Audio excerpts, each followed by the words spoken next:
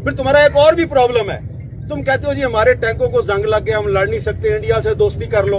अस्सलाम वालेकुम।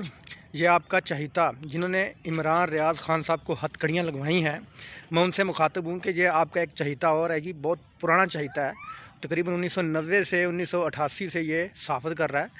इसने आपके बारे में आपकी क्या क्या तारीफ़ें की हैं, ज़रा ये वीडियो में सुन लें, आप फिर फैसला करें।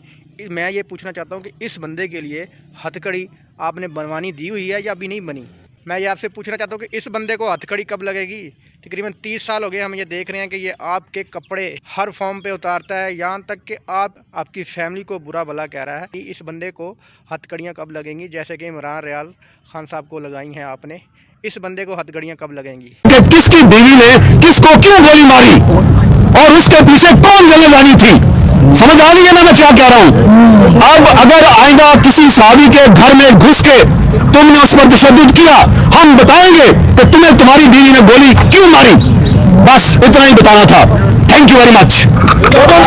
इतने मर्द के बच्चे हो, इतने बहादुर हो, तो सीना तान के कहो ना, हाँ जी मैं इसके घर में घुसा हूं। लेकिन तुम इतने बुज़दिल हो, इतने बेगैरत हो कि तुम ये तो नहीं मान लिया कि मैं इनके घर में घुसा था, तुम कहते हो वो हो नहीं, कोई लड़की का भाई था जिसने मारा है।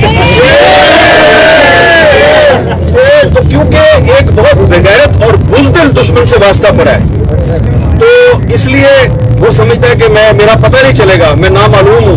तुम कोई नामालूम नहीं हो, तुम्हारा पता है मैं तुम कौन हो।